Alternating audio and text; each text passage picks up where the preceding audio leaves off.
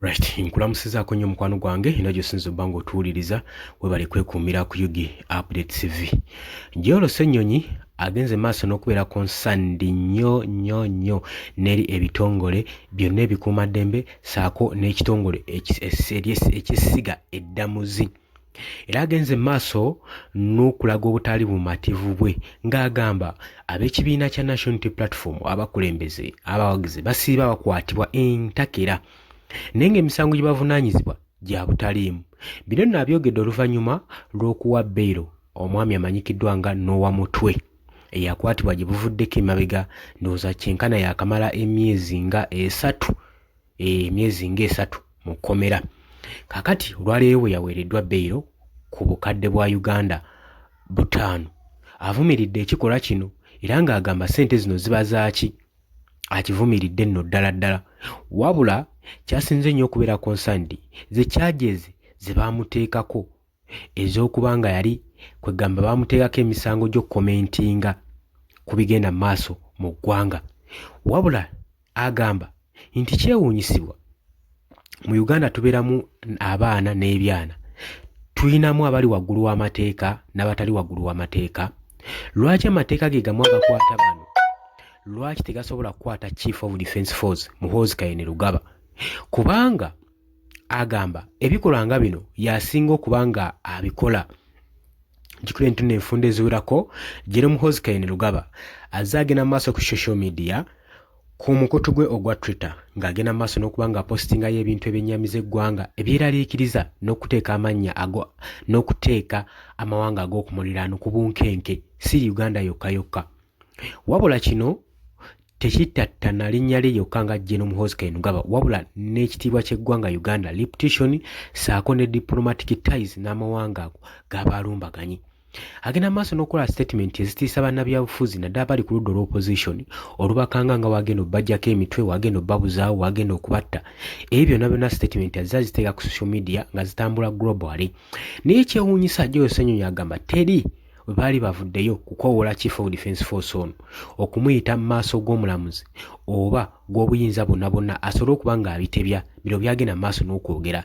Kyokka ekyewuunyisa bannayuganda bwe bava ne bacriticizing akasonga kati muvaayo ne mubakyaginga owatali wadde na kubasalira ne mubadetaininga okumala emyaka egiwera mu kkomera. Kakino ekikola kino akivumirira nnyo, agamba yeebuuza mu Uganda oba ebitongole ekyekiziga eddamuzi ssaako n'abo abavunaanyizibwa kuuma amateeka ddala bali active, ddala beesigamyeko sayidi emu nti mu Uganda waliyo ba high ranking officer abatakwatibwako. Yagamba amateeka gakwata buli muntu oba waalankaki oba ali mu kifo ki mu gavumenti kasita kibeera ng'omusango gw'aba aguzzizza aba asaanidde okuba ng'avunaanyizibwa, si mateeka bwatugamba. Naye agamba bino ebyokwesuirayo gwa naggamba ne mukwatako abo bokka bwe mulaba babavuganya ate abammwe ne mubalekayo kifaananyi ki kye mwagala okuba nga musiiga eggwanga basajja mmwe. Ebyo bigambo bya leader of opposition Joel Ssenyonyi ng'agezaako kuba nga yeemulugunya ku bigenda mu maaso mu ggwanga okuba nga abawagizi b'ekibiina kino ekya National Unity Platform bakwatibwa entakera ate watali wadde kuvunaanyizibwa misango giri awo gitegeereka wabula ne babasulawo busuuzi mu shells ne babadetaininga ewatali wadde basalira na kubaako na musango bagamba nti no guno gwe bazzizza. So ekikola ekyo akivumirira ddala nnyo.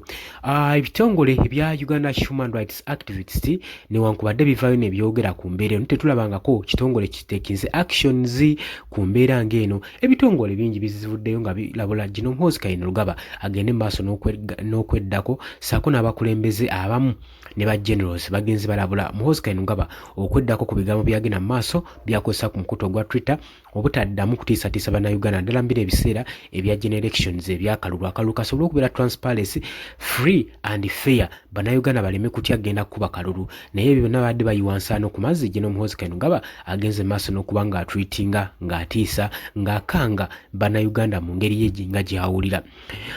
Teri kisinze kumalako bannayuganda mirembe ng'ebitongole bino bonabona abadde boogera n'empaawo yali ateekeze actions nejjo juzi tujjukira ekitongole kino ekya Uganda Human Rights Commission ekikulirwa Mariam Wangadya kyavaayo ne kikulitisayizinga n'akugamba n'abeera mukambwe nnyo era n'atiisatiisa n'awandiika n'ebbankalwa oluvannyuma lwa Eddie Mutwe okuwambibwa newankubadde yatiisatiisa n'alangirira era ne yeetema engalike nga wagenda okuba ng'ateekawo action singa Eddie Mutwe anaaba atalizingiddwa nga bumaze okuwandiikira ebbaluwa egende mu UPDF saako ne General Muhoozi Kainerugaba muganda wange ebyaddirira byonna twabiraba kwali kuwanyisaganya bigambo na kutiisatiisa munene tewali action n'emu eyagenda mu maaso n'okukolebwa paka kati ne Eddie Mutwe era bikyali bye bimu. Kale n'embeera ebyo Uganda n'esifundikira bannayuganda ne bafundikira nga tebalina buyambi mu bitongole bino ebirwanirira eddembe ly'obuntu era bifundikira ssente z'omubi w'omusolo birya za bwereere. Kubanga ekyokwogera bwogezi tekimala, buli muntu asobola okwogera ne Nuwa Mutwe ekyamutwaza mu custody za poliisi just kwogera. Kitegeeza kwogera oba tolina kyokozeewo kyamaanyi nnyo. Ne wabula oli ku Yugi Update TV gw'atannatoyungako nkutegeeza kirya wansi waliwo ekigambo subscribe kikoneko obeere nga otoyungako. Abali emitala w'amayanja nammwe mbatumiddeko nnyo, abali e Bulaaya mwena mwebale kwekumira ku Yugi Update TV. Kakati Joel Ssenyonyi asigadde takitegedde ekyokuba nga Nuwa Mutwe baamukutte naye nga tewali musango guli awo gwe baamuvaluinzeeko gwe baamukwatidde nagwo oba gwe bamuvunaanye, wabula n'ateebwa ate nga amaze osasula $5 million agamba ekintu ekikyamu ennyo nga ye munnamateeka akivumirira ne sekuvumirira.